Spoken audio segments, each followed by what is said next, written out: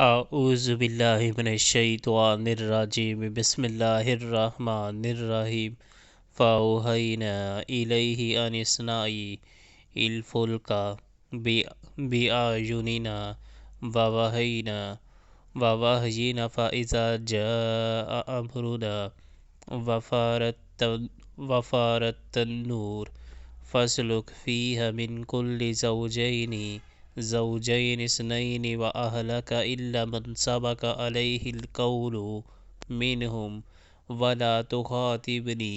فِي الَّذِينَ ظَلَمُوا إِنَّهُمْ مُغْرَقُونَ۔ ہم نے اس پر وحی کی کہ ہماری نگرانی میں اور ہماری وحی کے مطابق کشتی تیار کر،